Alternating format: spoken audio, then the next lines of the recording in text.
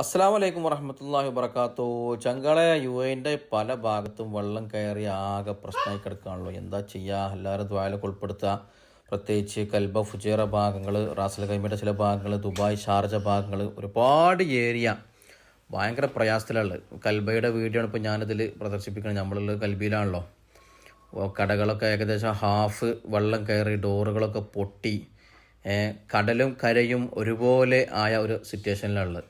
പ്രാർത്ഥനകൾ ഉൾപ്പെടുത്തുക എന്നല്ലാതെ നമുക്കൊന്നും ചെയ്യാൻ കഴിയില്ല. വളരെയധികം പ്രയാസത്തിലുള്ളത്. എന്താ ചെയ്യുക? ഒന്നും ചെയ്യാൻ പറ്റില്ല. ആരെയും വിളിച്ച് ബുദ്ധിമുട്ടിച്ചിട്ട് കാര്യമില്ല. പല ആളുകളും വീടുകളൊക്കെ ഒഴിവാക്കി ക്യാമ്പുകളിലേക്ക് മാറിയിട്ടുണ്ട്. ക്യാമ്പുകളിൽ ഭക്ഷണ സജ്ജീകരണങ്ങളൊക്കെ സജീവമായി നടക്കുന്നുണ്ട്. പലർക്കും പല ആളുകളെയും കോൺടാക്റ്റ് ചെയ്യാനോ അവരിലേക്ക് എത്തിപ്പെടാനോ സാധിച്ചിട്ടില്ല. പ്രാർത്ഥന അല്ലാതെ മറ്റൊന്നുമില്ല നമ്മളെ കയ്യിൽ. എല്ലാവരും പ്രാർത്ഥിക്കുക. ഓക്കെ.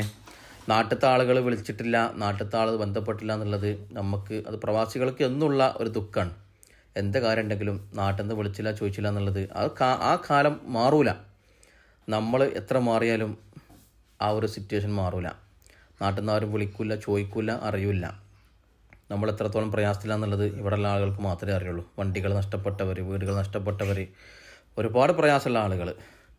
നമുക്ക് അള്ളാഹുവിനോട് പ്രാർത്ഥിക്കുക, അല്ലാതെ മറ്റു മാർഗങ്ങളൊന്നുമില്ല. ഒക്കെ ഹൈറാവട്ടെ.